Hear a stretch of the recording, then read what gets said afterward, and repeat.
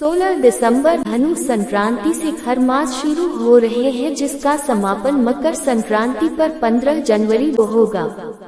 खर मास की अवधि 1 महीने की होती है। शास्त्रों से अनुसार ये बेहद शुभ महीना माना जाता है, इसलिए इस दौरान सभी मांगलिक कार्य बंद हो जाते हैं।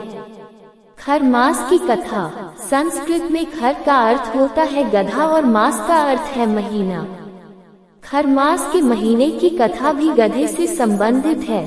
पौराणिक कथाओं के अनुसार एक बार सूर्य देव अपने 7 घोड़ों के रथ पर बैठकर ब्रह्मांड की परिक्रमा कर रहे थे।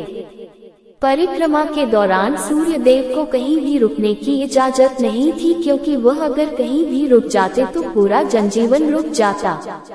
रथ के घोड़े लगातार चलते रहने की वजह से उनको प्यास लग आई और वे थक कर रुक गए।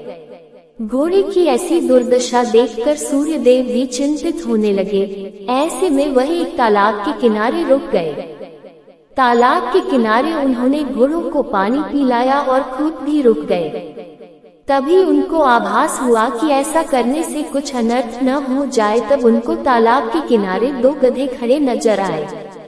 उन्होंने घोड़ों की जगह खरों को रथ से जोड़ दिया और घोड़ों को वहीं विश्राम के लिए छोड़ दिया।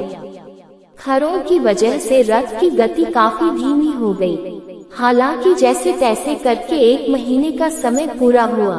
तब सूर्य देव ने विश्राम कर रहे घोड़ों को रथ में लगा दिया और खरों का निकाल दिया। इस तरह हर साल ये क्रम चलता रहता है। हर 100 वर्ष में एक बार खर मास का महीना लगता है। खर मास के माह में क्या करें? एक खर मास के महीने में हर रोज सूर्य पूजा करना और आदित्य हृदय स्तोत्र का पाठ करना बहुत शुभ माना जाता है। इस माह में आप लक्ष्मी नारायण की पूजा करके विष्णु सहस्त्रनाम का पाठ कर सकते हैं और दान पुण्य का कार्य करना विशेष फलदायी माना गया है। 2 खर मास में इष्ट देवों की पूजा पाठ करना और उनके नाम से दान पुण्य के कार्य करने से शुभ फलों की प्राप्ति होती है और जीवन की सभी बाधाएं दूर होती हैं। 3 खर मास के महीने में गरीब व जरूरतमंदों की मदद करने से देवी देवता प्रसन्न होते हैं और घर में मां लक्ष्मी का वास होता है। 4 खर मास के मास में यथाशक्ति द्वारा दान पुण्य का कार्य करने से कुंडली में स्थित अशुभ ग्रहों के प्रभाव से मुक्ति मिलती है और शुभ फलों की प्राप्ति होती है। इसके साथ ही इस मास में जप तप और मंत्रों का उच्चारण करना भी काफी फलदायी साबित होता है। खर मास के माह में क्या न करें? एक खर मास के महीने में मांगलिक कार्यक्रम जैसे मुंडन, गृह प्रवेश, विवाह आदि संस्कार कार्य नहीं किए जाते हैं। इसके साथ ही बहू बेटियों की विदाई नहीं की जाती और कोई भी नया कार्य शुरू नहीं किया जाता।